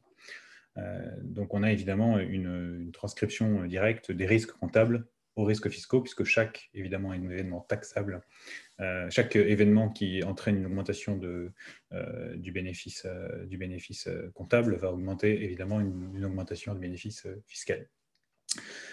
Pour les particuliers, on a un régime ad hoc qui a été mis en place sur les cryptoactifs en général, mais évidemment avec une vision à l'époque qui était celle, bien sûr, de l'achat-vente de Bitcoin, d'Ether, Tezos, que sais-je, à titre plutôt patrimonial, avec un très faible nombre d'opérations dans l'année, ce qui n'est pas du tout le cas, évidemment, quand on commence à utiliser de la DeFi. On a des opérations de trade, des opérations de staking, des opérations de placement, des fonds décentralisés, etc. etc. Et il peut y avoir beaucoup d'opérations réalisées dans l'année. Donc là, on retombe sur une analyse plutôt juridique, alors, puisque en l'absence de comptabilité, évidemment, dans un cadre particulier. Et on a par exemple une jurisprudence sur les forks de Bitcoin qui indique que le prêt d'actifs numériques, c'est un prêt à consommation et non un prêt à usage. Et donc, en fait, sur le plan fiscal, ça entraîne une cession à titre onéreux et donc un fait générateur d'impôt. Ce qui voudrait dire qu'à chaque fois que vous prêtez votre actif numérique, donc soit en utilisant des protocoles centralisés, mais aussi en utilisant des protocoles centralisés comme Aave ou Compound, c'est un exemple, ce serait considéré comme un événement taxable. Donc, ça veut dire qu'à chaque fois que vous utilisez la DeFi, vous devez payer la plus-value latente. Ce qui serait donc un risque fiscal existant aujourd'hui, en l'absence de précision, et qui nécessiterait évidemment une clarification fiscale. Donc, on travaille bien entendu à l'ADAN sur ces sujets-là. On a un groupe de travail fiscal qui a été réactivé cette année. On est en train de construire aussi un comité juridique et fiscal qui va traiter ces sujets de façon un peu plus technique que ce qu'on a pu faire jusqu'à présent. Et on va essayer d'apporter des réponses claires, en tout cas de faire en sorte que l'État apporte des réponses claires à ces problématiques qui concernent à la fois les particuliers et les entreprises. Voilà pour la partie fiscale, comptable et les risques. Et puis, on va passer directement à la conclusion rapide avant d'éventuellement passer à une phase de questions-réponses. D'ores et déjà, je vous engage à poser vos questions par écrit si vous le souhaitez dans le module de questions-réponses. Comme ça, on va pouvoir y répondre immédiatement après la fin. Et je demanderai évidemment à tous les intervenants, s'ils le souhaitent, de répondre aux questions. Avant de passer du coup à cette phase de questions-réponses, simplement sous forme de conclusion, un petit peu les grands axes pour comment favoriser l'essor de la DeFi en France et en Europe. Donc on a parlé des obstacles existants, donc évidemment à court terme le plus simple c'est de lever les obstacles existants. Là je pense qu'il n'y a pas vraiment de débat. Il y a quand même le problème, et ça Xavier l'a bien identifié, du retard de l'industrie crypto en général, qui sont quand même des briques fondamentales sur lesquelles se construit l'accès à la DeFi et aussi la culture de la DeFi. Donc, il y a un besoin de rattraper le retard sur les briques fondamentales, ce qu'on appelle CeFi, donc Centralized Finance, donc finalement les plateformes d'échange, les brokers, les custodiennes, etc. Alors bien sûr, tout ceci existe, je ne nie pas l'existence et je ne veux pas du tout réduire le rôle des acteurs français et européens, ce n'est pas du tout l'objectif de cette présentation, c'est plutôt de dire qu'il faut accélérer. on est en retard quand même en termes de développement, en termes de cycle de marché, et il est très important que l'Europe ait ses acteurs forts sur le territoire. Et ça implique aussi la possibilité d'avoir des stablecoins euros, qui est quand même une des briques fondamentales de la finance décentralisée, sujet extrêmement politique, très problématique, notamment au regard des positions prises par la Banque de France et la Banque centrale européenne. On espère que ces positions vont évoluer. On a évidemment besoin de financement. Du coup, s'il y a un effet de retard à rattraper, il faut des financements adaptés. Les financements adaptés qui ne sont pas présents aujourd'hui dans le secteur public, dans le secteur privé, et qui donc devraient peut-être venir du public si une vision long terme était acceptée justement par le secteur public. Bien sûr, ça implique de développer la compréhension du fonctionnement des opportunités. Ça fait partie des choses qu'on essaye de faire, et notamment dans le cadre de cette formation. À plus long terme, évidemment, mobiliser l'ensemble des pouvoirs publics et l'industrie financière autour de ces projets, ça nous semble absolument essentiel. Et traiter la DeFi au niveau réglementaire européen. Pourquoi européen? Parce qu'on l'a vu, la fragmentation aujourd'hui des écosystèmes en Europe, elle est très dommageable au développement du marché commun. Et aujourd'hui, malheureusement, ce n'est pas l'objet de cette conférence, mais le régime MiCA, le projet de réglementation sur les cryptoactifs présenté au niveau européen, il est au mieux neutre, au pire complètement bloquant pour l'industrie de la DeFi en Europe. Ce n'est pas du tout quelque chose qui est porté dans le projet réglementaire aujourd'hui. On espère que ça va changer dans le cadre des débats réglementaires, des débats législatifs qui sont en cours sur le sujet. Voilà pour les grands axes pour favoriser l'essor de la DeFi. Ceci conclut notre conférence. Je vous remercie tous pour votre écoute et je remercie aussi particulièrement tous les intervenants qui sont venus compléter notre analyse et apporter leur éclairage.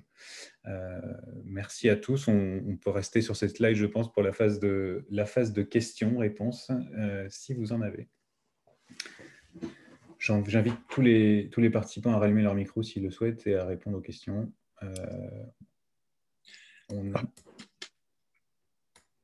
Peut-être en attendant les questions, j'ai une petite remarque par rapport à ce qui a été dit. On m'entend bien? Oui. Oui, une petite remarque sur quelque chose que j'ai essayé de montrer, c'est qu'il n'y a pas une seule voie, et je pense que dans les recommandations, c'est assez clair. C'est que entre les différents pays qu'on observe, il y a différents modèles. Il y a des modèles plus basés sur des initiatives privées de nouveaux acteurs et du capital risque comme les États-Unis. Il y a des pays qui sont plus basés sur un lien étroit avec les autorités réglementaires, etc. Donc, pour l'Europe, c'est vraiment une histoire de trouver quelle est la bonne stratégie pour l'Union. Quand on évoque les financements publics, il y en a quelques-uns. La Commission européenne avait identifié ce sujet il y a quelques années et dans le cadre de son programme Horizon, financer certains projets de recherche et des développements de start-up. Mais on est dans l'ordre de quelques centaines de millions. Donc, en plus, beaucoup qui est parti aussi dans des sujets pas du tout cryptoactifs. Mais bon, c'est le coût de l'éducation. Mais pour dire qu'il y a une évolution là-dessus, mais il y a effectivement un enjeu à concentrer la stratégie.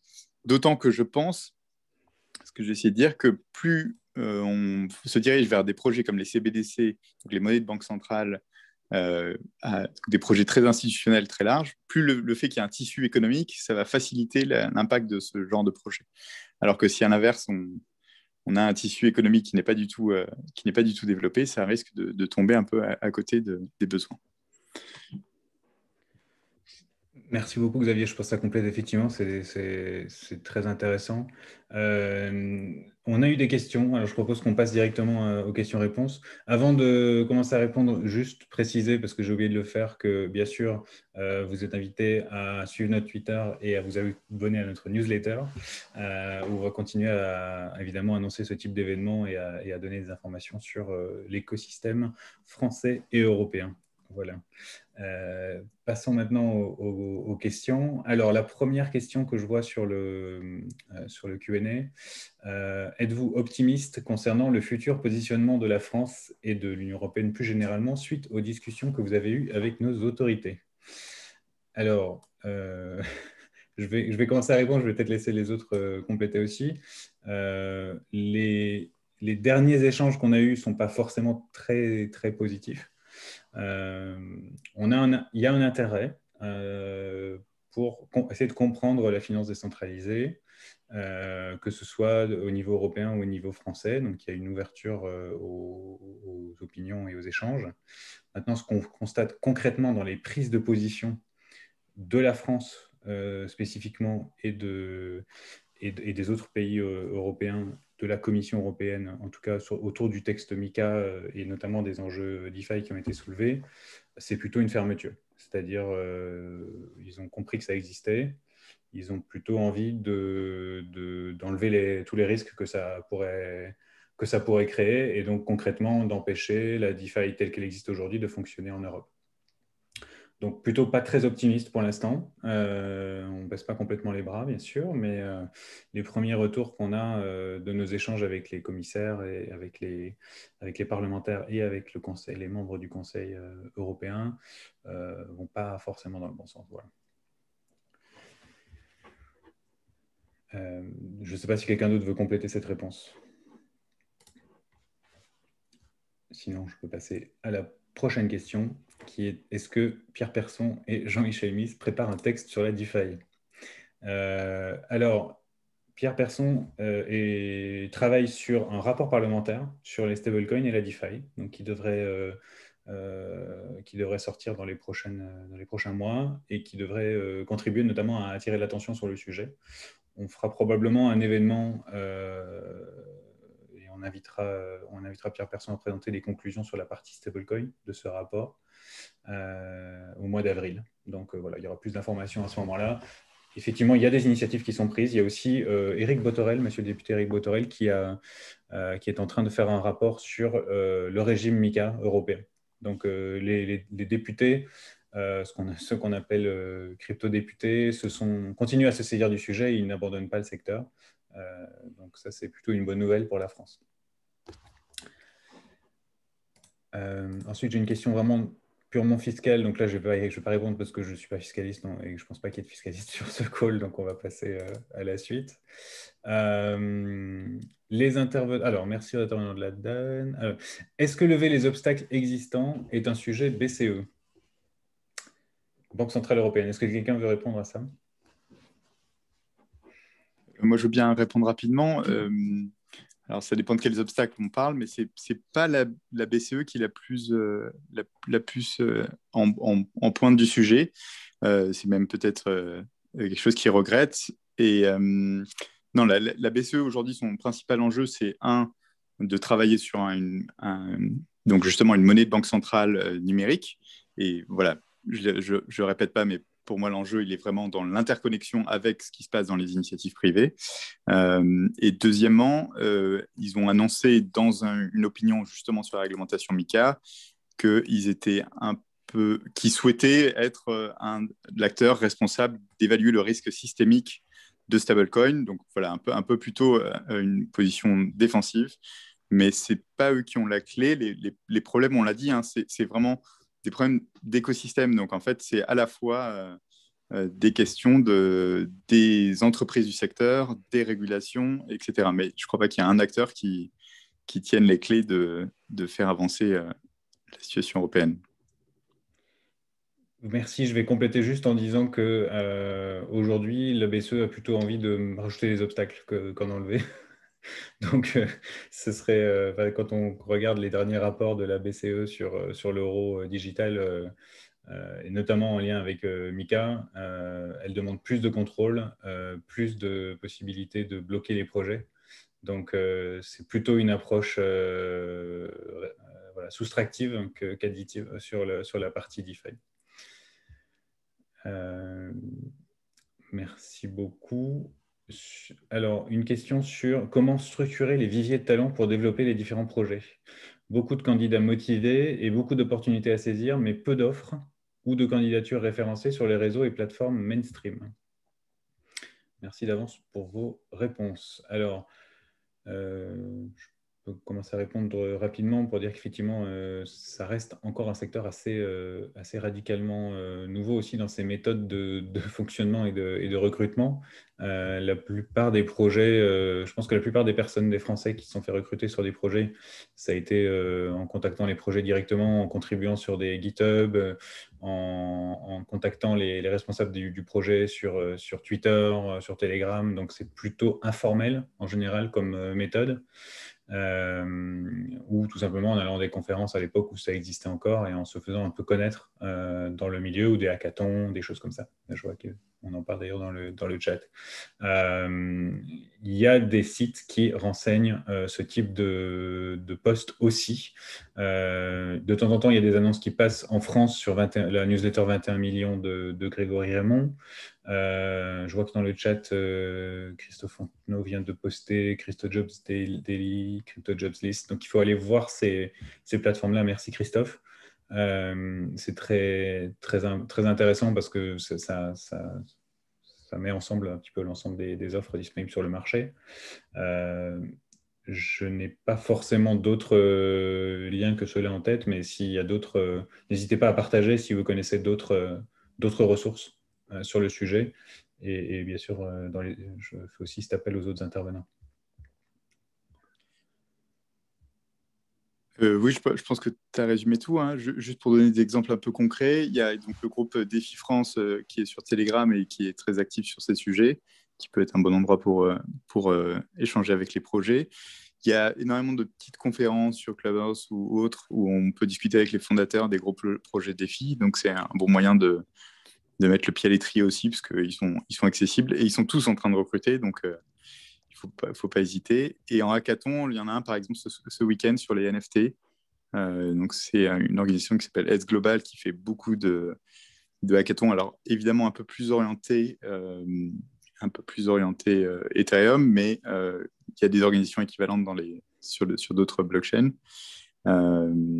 Et donc voilà. Donc, ce week-end, il y a celui-là. Les hackathons, ça a été soulevé par un participant. C'est quand même un très bon moyen, ce qui est en général une combinaison de conférences et d'échanges et l'occasion de rencontrer du coup des potentiels cofondateurs et de rencontrer même directement les projets aussi qui sponsorisent pour recruter. Merci beaucoup, Xavier. Alors, on a vraiment beaucoup de questions. On va essayer d'en traiter le plus possible dans le quart d'heure qui reste. Il y en a aussi sur YouTube pour ceux qui étaient sur le replay. Donc, on va essayer d'avancer. La protection des investisseurs peut-elle être au même niveau que celle de la finance traditionnelle si un cadre réglementaire adapté est mis en place? C'est une très bonne question. Et alors, ma conviction, c'est qu'on va avoir une protection des investisseurs, effectivement, qui va être assez similaire par l'intermédiaire des interfaces et par l'intermédiaire aussi de la supervision possible directement sur les opérations réalisées sur la blockchain, parce qu'on a quand même une transparence de ces opérations. Elle ne va peut-être pas se matérialiser exactement de la même façon, la protection, mais en mon sens, on peut atteindre un degré de protection qui est équivalent, voire dans certains cas un peu supérieur, puisque la supervision pour le coup des flux et d'être sûr que l'acteur ne serait-ce que possède les montants qu'il indique posséder, des choses comme ça, c'est auditable et surveillable sur la chaîne. C'est un peu plus compliqué pour tout ce qui est supervision en temps réel, peut-être de protection des investisseurs, questionnaires, etc., mais on pourrait imaginer que ça se mette en place de façon particulière, encore une fois, sur les interfaces. Ça, c'est une conviction plutôt personnelle. Donc, évidemment, si quelqu'un d'autre souhaite intervenir là-dessus, n'hésitez pas. Comme tu as dit, on peut essayer d'avancer vite dans les questions, mais sur cette... pour moi, un des risques, c'est de trop poser en avant la protection des investisseurs. Quand il y a des nouveaux marchés qui se créent, il faut accepter qu'il y a une petite phase un peu de transition. Les risques sont différents aussi. Donc, on parle d'une protection, mais la question, c'est que surtout les risques en face sont différents. Donc, forcément, dans le temps d'évaluation des risques précis, par exemple les risques de hack d'un smart contract ou des choses comme ça, il faut accepter qu'il y aura quelques erreurs. Et donc, du coup, il faut accepter que voilà, ce n'est pas pour tous les profils d'investisseurs dès le départ. Appliquer les mêmes normes que que sur des choses qui sont proposées au grand public, c'est peut-être malvenu au début d'un marché. Mais ça ne veut pas dire, comme tu le dis, qu'à la fin, on n'aura pas une protection équivalente. Merci. Alors, une question sur l'Allemagne. L'Allemagne n'est-elle pas le fer de lance en Europe pour les cryptoactifs en général et donc, in fine, de la DeFi? Alors, je ne sais pas d'où vient cette idée. Moi, de ma connaissance, alors je ne suis pas expert en droit allemand, on a effectivement eu des modifications assez récentes autour du droit des titres qui sont intéressantes en droit allemand. Pour autant, il n'y a pas de régime ad hoc en Allemagne sur les cryptoactifs. Je pense que c'est des approches différentes qui ont été prises et l'approche qui est prise au niveau européen, c'est plutôt un régime ad hoc. Donc là-dessus, sur le plan réglementaire, on serait plutôt proche de celui qui a été choisi par la France. Voilà. Par contre, ce qui est intéressant, c'est qu'il y a quand même beaucoup de projets de DeFi en Allemagne et beaucoup d'équipes DeFi en Allemagne aussi. Donc, il y a peut-être aussi un côté culturel à cet intérêt depuis l'Allemagne. Voilà, là, c'est un peu une intuition. Je n'ai pas forcément de chiffres pour appuyer ça. Je peux peut-être juste, parce que je connais bien l'écosystème allemand, répondre là-dessus. Effectivement, il y a énormément de projets. Enfin, il y a un certain nombre de projets en Allemagne, mais je pense surtout dans l'écosystème berlinois. Il y a énormément de gens qui travaillent dans l'écosystème crypto ou dans la DeFi, mais qui, je ne vais pas dire la plupart, mais pour un grand nombre d'entre eux, travaillent dans des sociétés qui ne sont pas basées en Allemagne. D'ailleurs, si on prend Full Node, qui est le coworking space à Berlin, qui, avant le Covid, accueillait pas mal de projets, la majorité des boîtes à Full Node ne sont pas incorporées en Allemagne, sont incorporées ailleurs, en Suisse, aux US ou dans d'autres juridictions. Donc, c'est un peu le même constat qu'en France, finalement, et puis avec tous ces Français qui partent à l'étranger pour travailler dans des sociétés étrangères.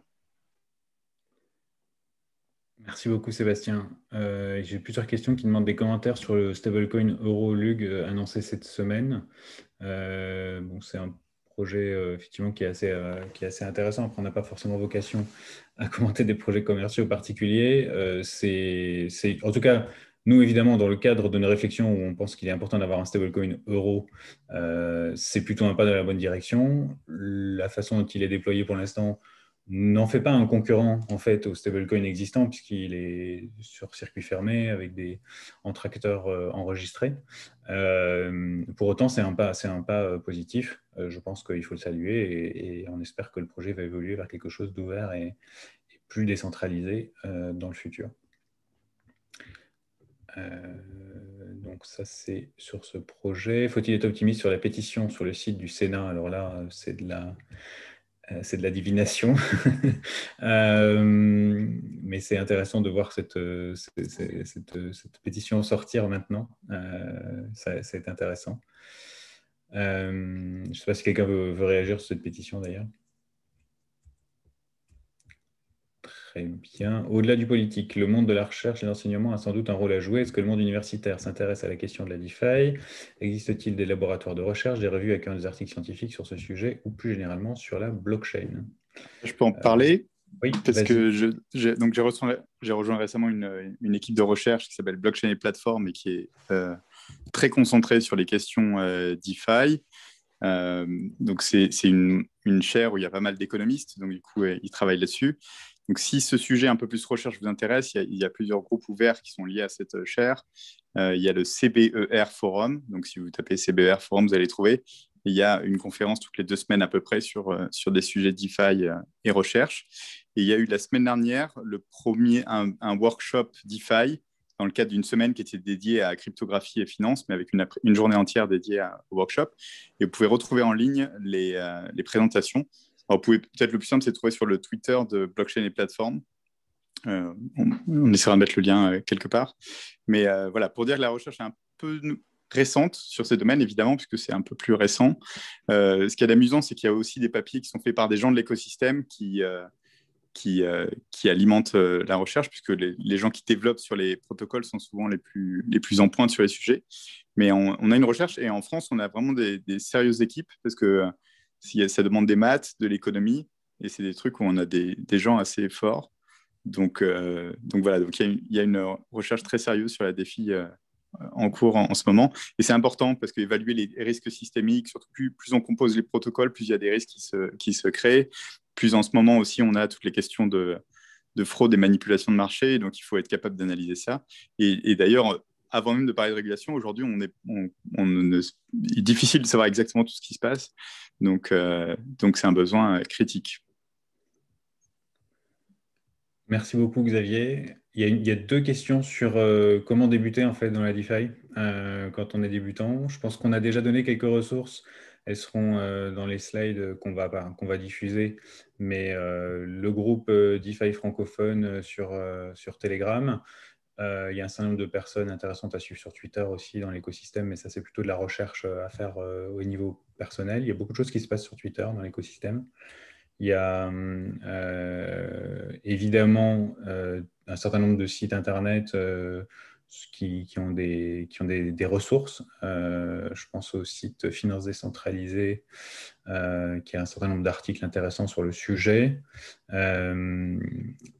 C'est ce qui me vient à l'esprit spontanément. Je ne sais pas si vous souhaitez compléter les autres intervenants. Il y a un guide pour commencer dans la DeFi de The Defiant et qui enchaîne sur un certain nombre de questions qui est vraiment très complet, que je vois comme très intéressant également. Après, il y a des très bons tutos du coup, qu'on retrouve sur Internet. Après, il faut tester, quoi. Le meilleur moyen pour apprendre, c'est d'essayer, quoi. Très Il y, juste. il y a la chaîne Twitch aussi de Brice Berda, Token Brice, qui est un type absolument formidable et que je vous conseille de suivre.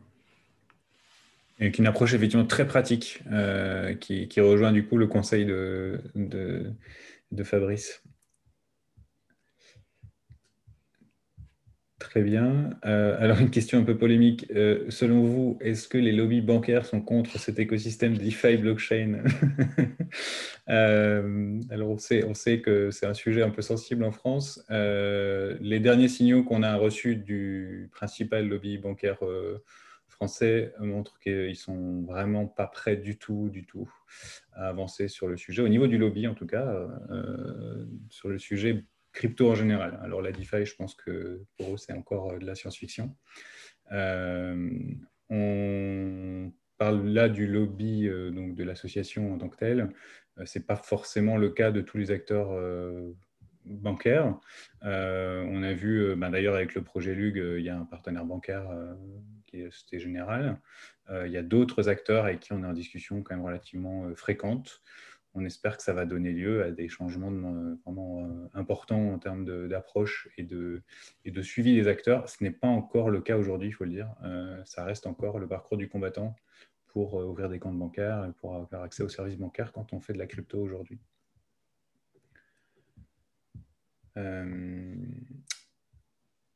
Est-ce que tous les stablecoins sont dans le collimateur des régulateurs ou seulement ceux qui sont backés par de la monnaie fiat? Alors, je dirais que ceux qui sont backés par la monnaie fiat sont moins dans le collimateur des régulateurs que les autres. Dans les derniers éléments d'échange qu'on a vus autour des stablecoins, notamment au niveau du Conseil européen, ils envisageaient de purement et simplement interdire les stablecoins qui seraient backés par d'autres cryptos. Donc, on est plutôt sur quelque chose, encore une fois, mais ça, j'avais déjà évoqué, au niveau européen, les débats ne prennent pas forcément une tournure très positive. Quel conseil auriez-vous? Donc ça, on l'a répondu. Quelles ressources? Donc ça, c'est répondu aussi. L'influence des banques, on vient d'en parler. Alors, il y a une question pour Blockchain Partner. Ça, je pense que je vous engage à leur poser directement.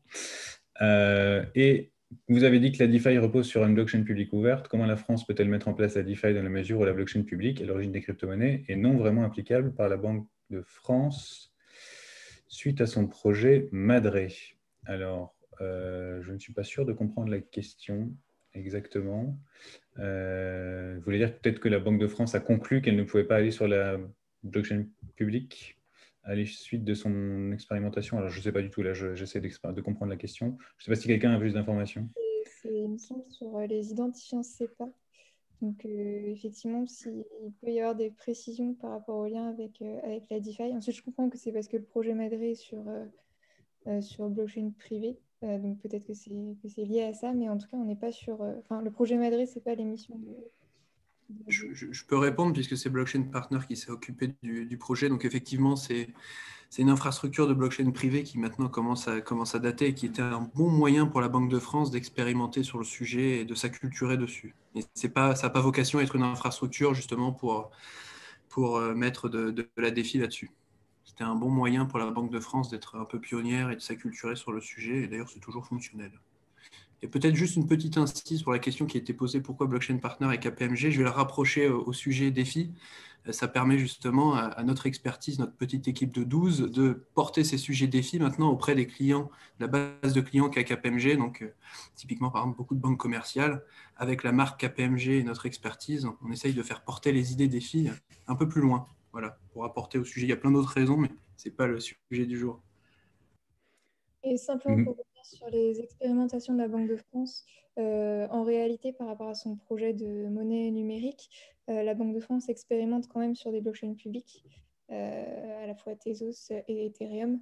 Donc on voit néanmoins qu'il y a une certaine ouverture. Ce n'est pas l'ensemble des expérimentations des différents candidats qui sont sur le blockchain public. Néanmoins, elles existent.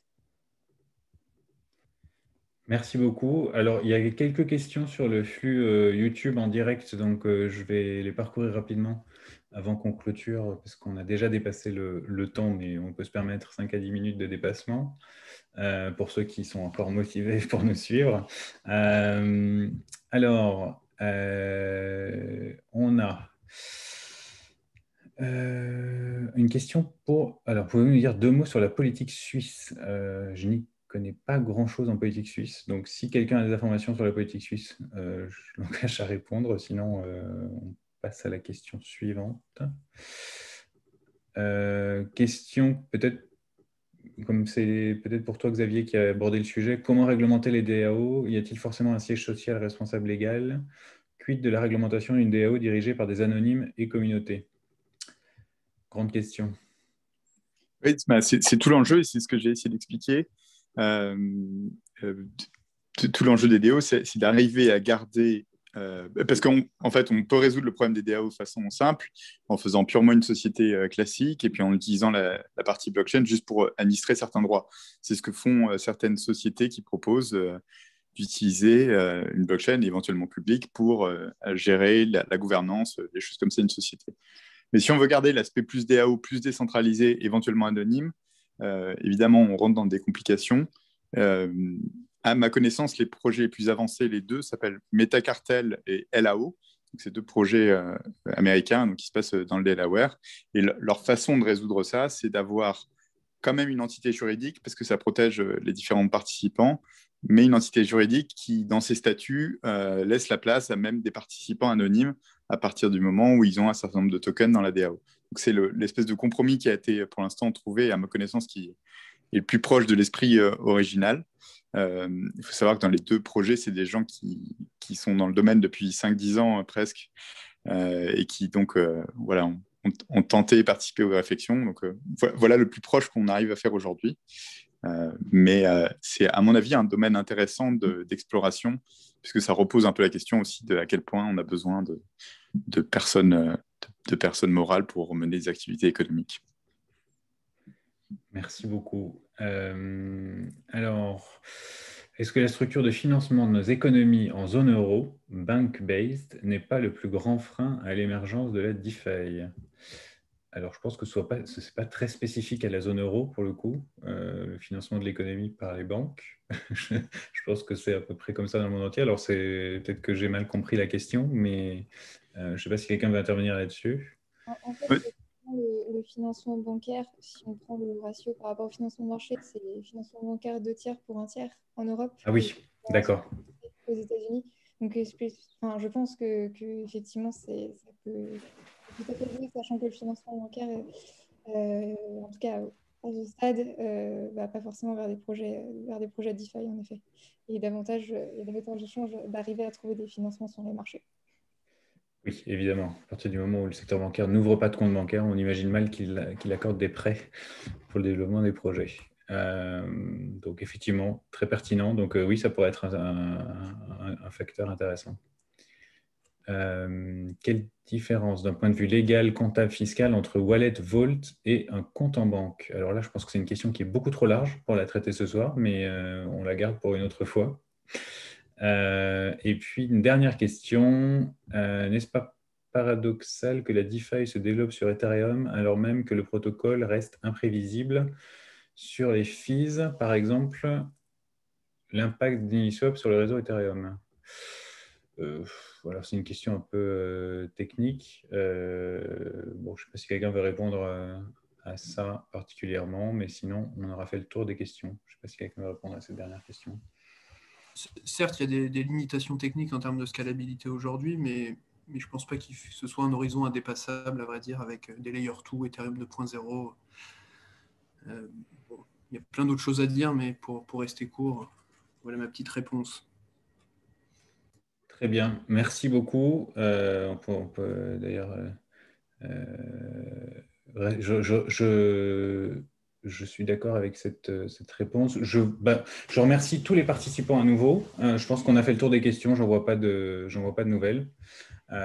Merci à tous ceux qui sont restés jusqu'au bout. Merci à tous les participants. Et à la prochaine fois pour une nouvelle conférence de la DAN. Merci. Merci beaucoup. Merci. Et bon confinement à tous. Merci. Merci. À vous.